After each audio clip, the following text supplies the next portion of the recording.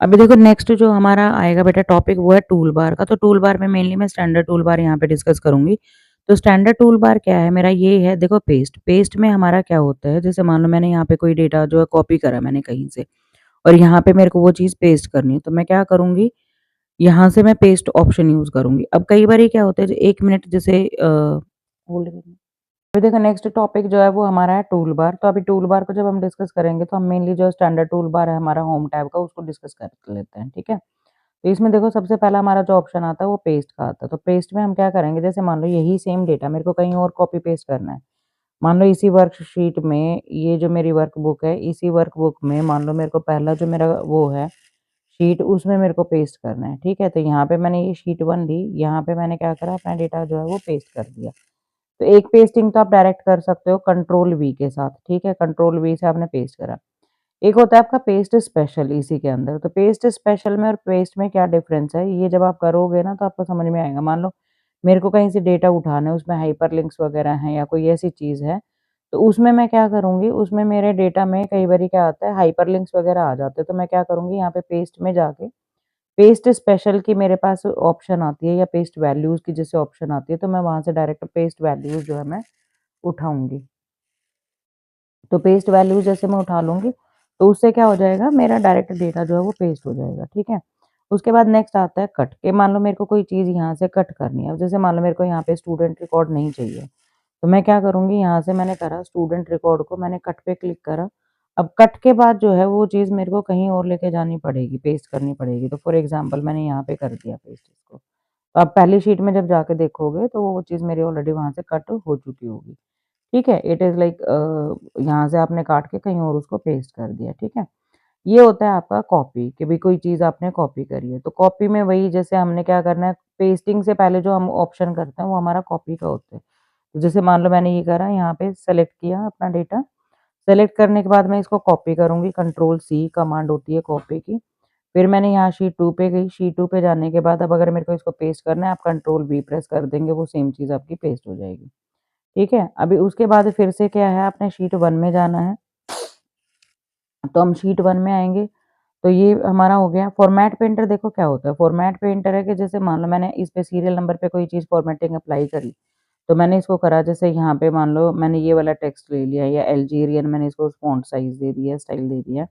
12 मैंने इसको स्टाइल दे दिया है, 12 या 14 मान लें हम वो दे दिया, बोल्ड मैंने इसको कर दिया है और साथ के साथ मैंने इसका फ़ॉन्ट का जो कलर है वो भी कुछ चेंज कर दिया। तो जैसे मान लो मैंने सीरियल नंबर ये वाला कलर ले लिया। अभी यही सब चीज़ें ना मान लो मेरे को इसमें भी चाहिए, name of the student, course और इन सब में मेरे को ये चीज़ चाहिए। तो मैं क्या करूँगी, सिंपली मैं इसको सेलेक्ट करूँगी, सेलेक्ट करने के बाद फॉर्मेट पेंटर पे जाऊँगी, फॉर्मेट पेंटर पे जाने के बाद जहाँ वो सेम फॉर्मेटिंग मेरे को चाहिएगी वहाँ-वहाँ मैं उस अपने ब्रश को लेके जाऊँगी, ठीक है? तो उस अकॉर्डिंगली ये मेरा हो जाएगा। टेक्स्ट का साइज़ आपने इंक्रीज़ डिक्रीज़ करना है तो वो आप यहाँ फ़ॉन्ट में जाके कर सकते हो। तो ये तो क्लिपबोर्ड था, क्लिपबोर्ड में मेरे पास 4 ऑप्शन थे, कौन-कौन से?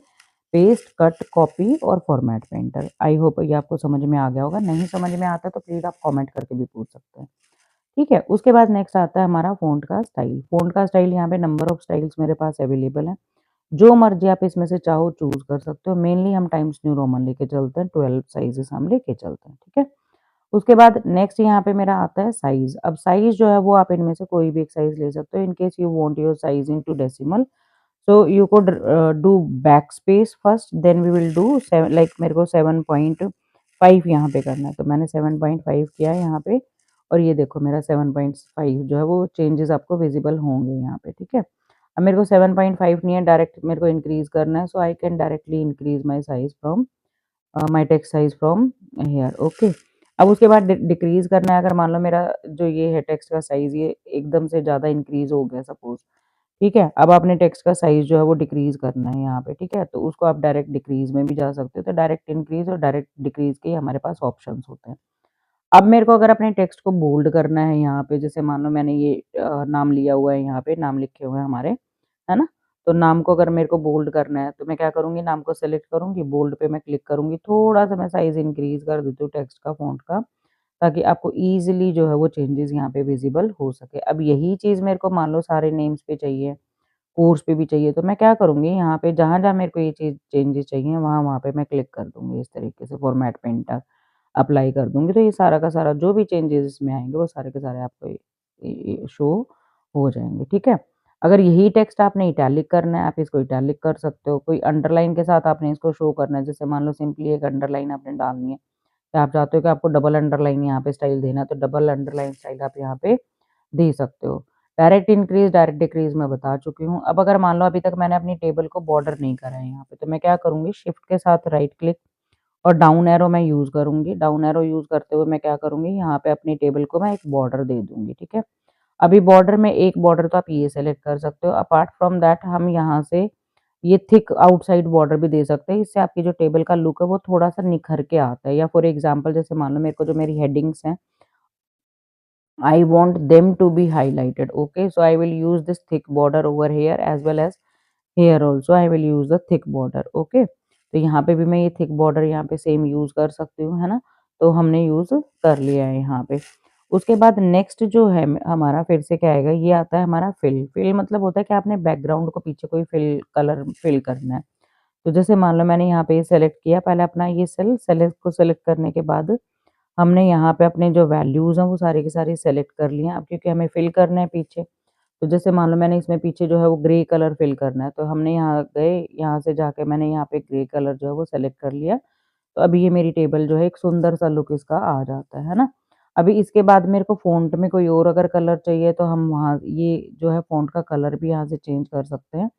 ठीक है? अब अगर मान लो आपको यहाँ पे फ़ॉन्ट का कलर जो है डार्क अभी तो ब्लैक है, ब्लैक के अलावा जैसे सपोज़ आपको ये वाला कलर चाहिए, ठीक है? तो हम आपने कुछ नहीं करना है, फिर से आप अपना जस्ट एक आप सेलेक्ट करेंगे टेक्स्ट को और टेक्स्ट को सेलेक्ट करने के बाद आपने क्या करना है, यहाँ पे आपने जाना है अपने कलर पे और जो है इसमें से कोई भी एक कलर जो आपको लगता है कि भई मेरी इस पे ठीक लगेगा, उसके अकॉर्डिंगली आप परफेक्टली वो कलर चूज़ कर सकते हो। फॉर एग्ज़ाम्पल ये कलर आपने चूज़ किया है, तो ये परफेक्टली ओके एक मैच हो रहा है। ठीक है? इस अकॉर्डिंगली आप ये चीज़ कर सकते हैं। अभी उसके बाद नेक्स्ट आता है हमारा अलाइनमेंट्स। अब अलाइनमेंट्स में हम क्या करते हैं, जैसे मान लो हमारे पास 6 अलाइनमेंट्स अवेलेबल होती हैं एक्सेल में। उसमें जैसे 3 अलाइनमेंट हमारी वर्टिकल होती है, 3 हमारी हॉरिज़ॉन्टल होती है। तो वर्टिकल में जैसे ये टॉप में आ जाएगा। तो अगर मान लो मैं थोड़ा-सा आपको ना सेल की जो मेरी हाइट है रो की वो मैं इंक्रीज़ करके दिखाती हूँ वर्टिकल और हॉरिज़ॉन्टल में क्या डिफ़रेंस होता है। अब ये सीरियल नंबर है, अभी मैं देखो वर्टिकली इसको टॉप पे लेके जाऊँगी तो ये टॉप पे आ जाएगा, वर्टिकली सेंटर में लेके जाऊँगी तो सेंटर में आएगा, बॉटम में लेके जाऊँगी तो मेरा बॉटम में आ जाएगा। तो यहाँ से मैंने सेंटर कर लिया है इसको, इसी तरीके से हॉरिज़ॉन्टल क्या होता है मेरे इधर लेफ्ट में है ये, फिर सेंटर में अगर आप करोगे तो सेंटर में आ जाएगा, राइट अलाइन करोगे तो आप राइट अलाइन आ जाएगा, तो मैंने यहाँ पे कर दिया है इसको सेंटर अलाइन, ठीक है? तो यही फॉर्मेटिंग जो है वो मेरे को बाकी सारे मेरे टेक्स्ट पे भी यहाँ पे भी चाहिए, तो मैं क्या करूँगी फॉर्मेट पे एंटर एक बारी फिर से अप्लाई कर दूँगी। तो वो सारी फ़ॉर्मेटिंग जो है मेरी अप्लाई यहाँ पे हो जाएगी, ठीक है? अभी इसके बाद देखें ये तो मेरा हो गया। अभी ये क्या है? ये है मेरा रैप टेक्स्ट। तो रैप टेक्स्ट हम क्यों कब यूज़ करते हैं? फॉर एग्ज़ाम्पल जैसे नेम ऑफ़ द स्टूडेंट अब आपको प्रॉपर्ली विज़िबल नहीं है। तो मैं क्या करूँगी यहाँ पे मैं रैप टेक्स्ट यूज़ करूँगी। तो क्या हो जाएगा मेरा एक ही सेल के अंदर मेरा टेक्स्ट जो है वो रैप होके इस तरीके से मेरा टेक्स्ट जो है रैप होके आ जाएगा, ठीक है? अभी यहाँ पे देखो फिर उसके बाद नेक्स्ट है मेरा मर्ज एंड सेंटर। तो मर्ज एंड सेंटर में हम क्या करेंगे जैसे यहाँ पे मान लो मेरे को अपना टेबल का नेम देना है स्टूडेंट रिकॉर्ड, ओके? तो स्टूडेंट रिकॉर्ड मैंने यहाँ पे दिया। अभी क्योंकि स्टूडेंट रिकॉर्ड मेरी टेबल का नाम है, तो मैं क्या करूँगी इसको मेरे को ये पूरा यहाँ तक रखना है क्योंकि मेन मेरा यही डेटा है। तो मैं क्या करूँगी मर्ज एंड सेंटर पे इसको क्लिक करूँगी। थोड़ा-सा मैं इनको बोल्ड करूँगी, थोड़ा-सा इनका साइज़ हम इंक्रीज़ कर लेते हैं अपने टेक्स्ट का सो दैट हमारे जो वो है टेबल की एक लुक जो है प्रॉपर लुक आए मेरी। तो फिर उसके बाद मैं अपनी जो है सेल की हाइट इंक्रीज़ कर लूँगी, रो की जो हाइट है वो इंक्रीज़ कर लूँगी। ये मैं अलाइनमेंट जो है वो सेंटर और इस तरीके से यहाँ पे भी सेंटर रखूँगी। तो उससे क्या होगा, उससे मेरा जो डेटा है वो परफेक्टली इस तरीके से दिखाई देगा, ठीक है?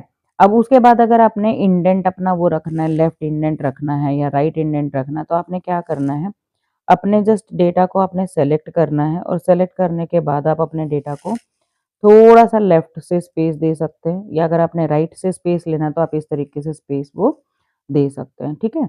उसके बाद नेक्स्ट आता है आपका अलाइनमेंट आपका जो टेक्स्ट का अलाइनमेंट है वो आप किस तरीके ओरिएंटेशन किस तरीके से रखना चाहते हो। तो जैसे मान लो मेरे को जो ओरिएंटेशन है, मैं फॉर्मेट सेल और उसमें जाऊँगी। अब जैसे यहाँ पे हमारे पास एक ऑप्शन आता है उससे रिलेटेड, तो जैसे मान लो मेरे को मेरा टेक्स्ट जो है वो टिल्ट करना है, तो मैं क्या करूँगी यहाँ से टिल्ट कर दूँगी। श्रिंक टू फिट पे मैं क्लिक करूँगी सो दैट मेरा जो टेक्स्ट है वो मेरा फिट हो जाए, ठीक है? और डायरेक्ट टेक्स्ट की डायरेक्शन जो है वो लेफ्ट टू राइट रखूँगी। राइट टू लेफ्ट आपने करनी है तो आप राइट टू लेफ्ट भी आप कर सकते हैं। तो कुछ इस तरीके से जो है आपकी टेबल विज़िबल होगी, क्लियर है? तो अगर आपको ये चीज़ें नहीं चाहिए अपनी टेबल में, आप थोड़ा-सा जस्ट थोड़ा-सा टिल्ट करना चाहते हो तो आप फिर से फॉर्मेट सेल पे जाएँ। बहुत ज़्यादा टिल्ट अगर आपको लग रहा है कि हो गया है आपका टेक्स्ट तो आप फिर से यहाँ पे टेक्स्ट पे जाके हल्का-सा एक टिल्ट आप इसको दे सकते हो, ठीक है? ओके पे हम क्लिक करेंगे तो इस तरीके से आपका टिल्टेड टेक्स्ट आ जाएगा। ये चीज़ हम मेनली यूज़ करते हैं वहाँ पे जैसे मान लो मेरे को टाइम टेबल बनाना है, टाइम टेबल में अब मान लो मेरे को ब्रेक लिखना है बीच में, ठीक है? अभी मैं पहले इसको वैसे वापस ले आती हूँ, ठीक है?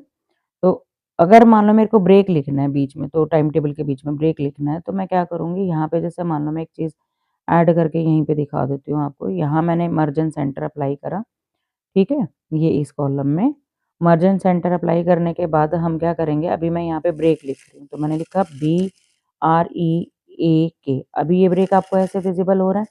अभी इसी ब्रेक को मैं क्या करूँगी, मैं थोड़ा-सा इसका जो अलाइनमेंट है वो सेट करूँगी अभी। ठीक है, तो मैंने क्या करा कि मैं यहाँ पे गई और यहाँ पे जाने के बाद मैंने लिखा यहाँ पे वर्टिकल टेक्स्ट, ठीक है? वर्टिकल टेक्स्ट करा, बोल्ड करा, दोनों तरफ से सेंटर अलाइनमेंट कर दी है और साइज़ इसका इंक्रीज़ कर दिया। Now you can see the change.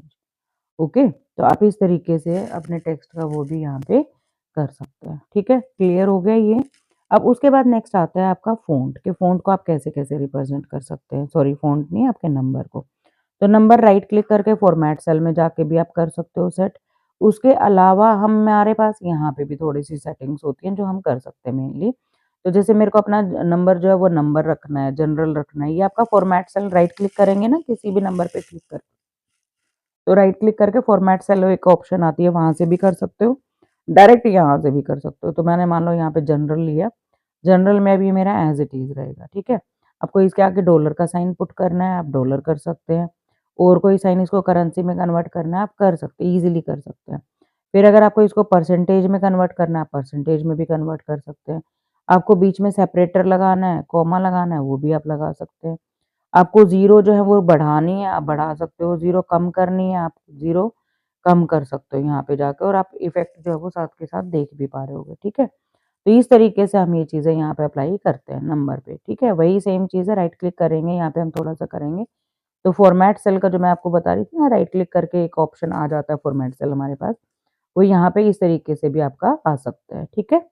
अभी उसके बाद नेक्स्ट है इसमें आपका कंडीशनल फॉर्मेटिंग। अब देखो कंडीशनल फॉर्मेटिंग क्या होती है बच्चे, कंडीशनल फॉर्मेटिंग में हम क्या करते हैं, जैसे मान लो मेरे पास ये डेटा है यहाँ पे, मेरे को इस पे कंडीशन लगानी है, क्या कंडीशन लगानी है कि मैं चाहती हूँ कि मेरे जितने भी बच्चे हैं, हाइलाइट सेल रूल होता है हमारे पास, ग्रेटर देन मान लो मैं चाहती हूँ कि जिस बच्चे के 90 से अबव मार्क्स है ना? उसको ये फिल कर दे रेड फिल से, तो ये ओके पे क्लिक करेगा तो जहाँ-जहाँ जिसके ग्रेटर देन 90 है, not equals to 90, greater than 90 जिसके मार्क्स है उसको ये हाइलाइट करें यहाँ पे, हो गया हाइलाइट।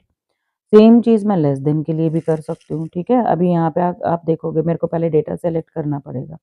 यहाँ पे मैं गई, कंडीशनल फॉर्मेटिंग में गई, हाइलाइट में गई, लेस देन अगर मेरे को करना है, तो लेस देन भी मैं कर सकती हूँ। अब लेस देन जैसे मान लो मेरे को पता करना 40 से कम किसके हैं, फेल कौन है, तो रेड कर दे उनको। तो यहाँ पे ये 2-3 जो हैं, आ गए हैं डिफ़ॉल्टर्स मेरी क्लास के, ठीक है? ममता हो गई हैं, आनंद हो गए हैं, प्रीति हो गई है, हम तीनों ही डिफ़ॉल्टर्स हैं और हम तीनों ही अच्छे फ्रेंड्स हैं, ठीक है?